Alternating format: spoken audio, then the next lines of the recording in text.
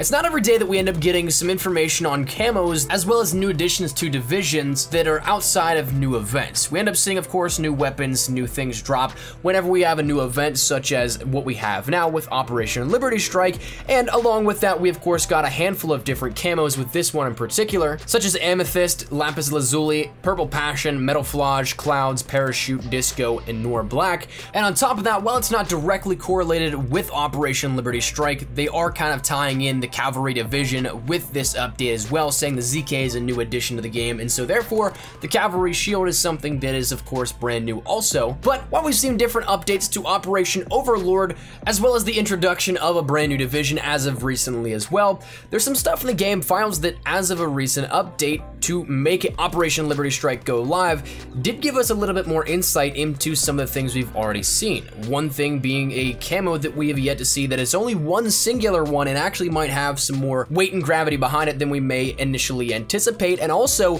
something to do with the Cavalry Shield, which a lot of people have been hoping for and might actually have, again, some more meaning behind this as well, but we don't know at the moment because it's still hidden in the game files. So today we're going to be taking a look at this secret and hidden camo, and also what a secret change up in the game files to the Cavalry Shield may mean for both of these things, for a brand new camo and also the Cavalry Division or the entire shield overall, what this might mean for Call of Duty World War II in the very near future. So before jumping into it, unfortunately I can't show you guys a lot of what I'm actually talking about because this stuff is still covered by intellectual property rights, and so therefore would be subject to copyright strikes. And while I can't show it, I can discuss it for you guys, and I'll leave some links in the description below if you guys want to check that out. But also, this information comes directly from the YouTuber and Twitter user Mr. Jarny. He's a data miner that takes a look at all kinds of different things, not just World War II, but other games in the franchise as well, digging up to see if there's new stuff to take a look at and sharing it with the general public if he finds anything. And so this all comes directly from him. I'll leave his links in the description below. But that said, let's talk a little bit about, firstly, the camo. So again, as I can't show you guys it, I'll try and describe it for you guys. If you want to check the link out in the description below, you can follow along. But it's something that is a blue and almost what I've seen described as oriental type of pattern here with it, where there's a bunch of circles within other circles layered on top of other circles. Kind of sounds weird in description, yes, I know, but that's what we end up seeing here. It's a blue and white or blue and almost chromish looking camo, which honestly I think looks kind of cool. It might not be my favorite at the moment, but it is something that does look awesome in a sense of a new camo and a unique perspective on how we've seen camos as of recently also. I think this might be the most out there since we've seen Metalflage as of recently. We've seen Amethyst and other things that are slightly zany, but this one is a little bit more so there than the other ones as well. And again, coming back to that slight description that I've seen over on Reddit and some different other places talking about this camo is the oriental design almost to it. And that's something that in my mind gets me a little excited, because what if this means we end up actually going to the Pacific Front for future DLC?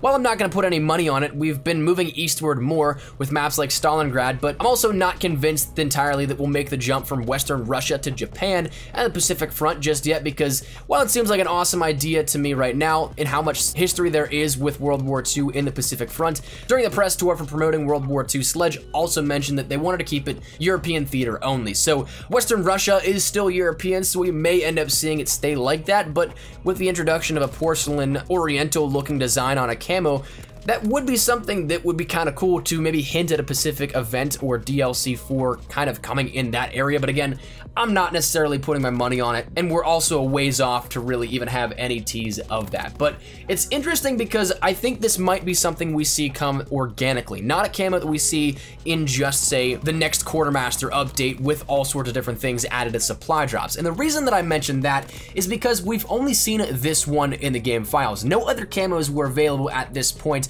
and so therefore it seems like a one and done type of thing.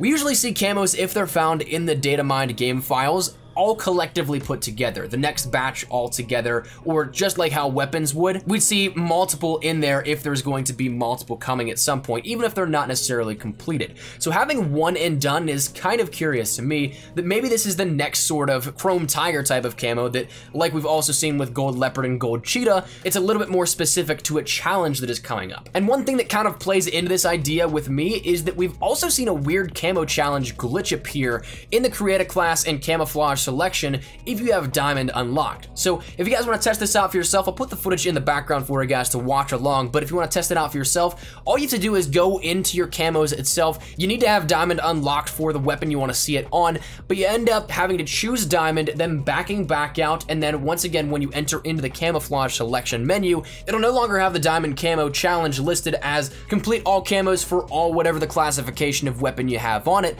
Instead, it will end up saying get and 1 long shot medals with the M1941. As well, there also is a different icon instead of the diamond camo, so while it might just be a crossover in the game code because the M1941 is the default rifle you end up getting if infantry is your base division you chose at the very beginning of the game, and so you'll prestige first and have that automatically as your first weapon. Maybe it's something that deals with an automatic default and game code little pathway broken at that point. It's also interesting that the entire challenge itself deals with long shots and is something that does not showcase anything like that. We've seen that sort of stuff happen and lead to other things, so it's possible maybe this happens and maybe it ties in with that brand new camo and potentially a new challenge that you have to unlock this. But again, it's really weird in the sense that right now we don't have much information. But it would be curious if both of these do 1 and 1 add up to 2. Now the second part of this that I want to talk about deals with the cavalry shield, and that is something in which when we're talking about camos, this update actually allowed for some allocation of camos on the shield itself, something that we do not have at the very moment. It's kind of just there as a stationary, uninteractable item for the division itself.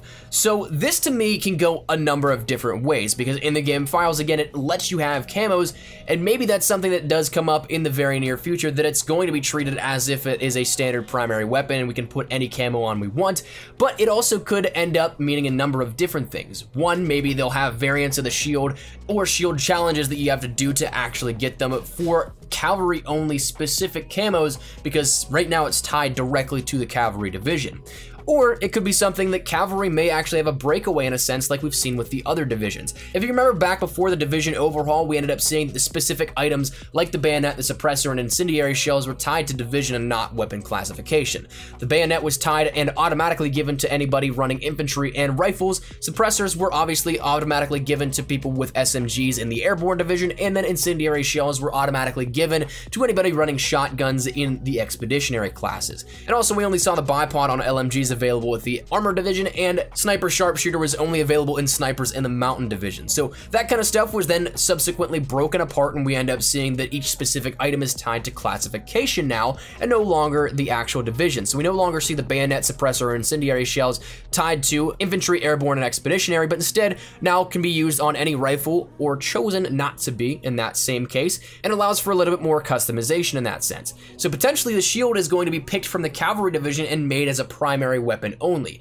And that's something that honestly would make a little bit of sense, because right now as we see it, there's a lot of complaints about cavalry division and the shield itself, and while some people may think that there's an overusage of it, one way that it might balance it out is that if a player is forced to use the shield as a primary rather than have it tied to the division and only use a secondary that is a, say, pistol or melee weapon or launcher, that really drastically takes down the kill potential without sacrificing a basic training to use like riflemen, and it may level the playing field where players may want to see that happen more so than just have it automatically tied as the primary, but then you could take a secondary of anything else. So with the ability of camos being able to be placed on the shield in the game files, maybe this hints at something that may be another slight division overhaul with the cavalry division in particular.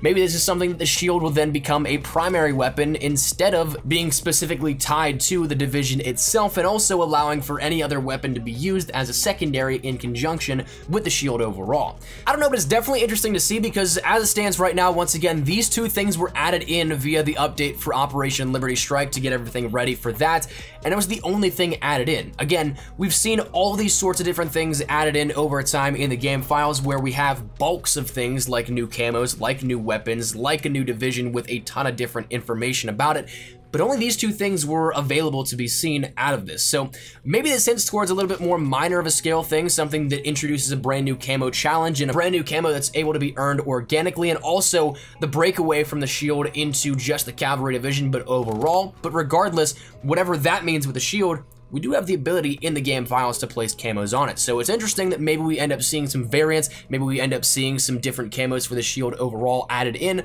but it is something that right now, I wanted to let you guys know about this because it is something that I haven't seen really anybody talk about, but may have some implications you may be interested in overall within World War II. So that said, I think that's where we're gonna wrap it up. Hopefully you guys enjoyed the video. Let me know your thoughts in the comment section down below. Do you like these theories here with this, that maybe this is a new camo challenge overall, like Chrome Tiger, like Gold Leopard and Cheetah, maybe something like that? And also, what do you think about the idea of putting camos on the cavalry shield? Do you think it will happen? Do you think it means a breakaway from the cavalry division overall?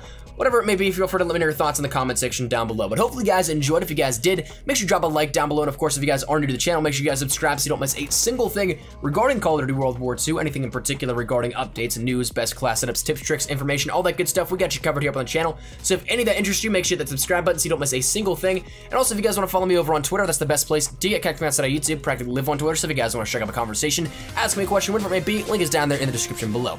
And finally, if you guys want to follow me over on Instagram as well, get a little more active over there. So if you want to follow my life and pictures, that link is down there for you to check out also. But let's get out of the way. Hope you guys have a fantastic day. Thank you all so much for watching. My name has been Espresso. I'll see you guys later. Take care and peace.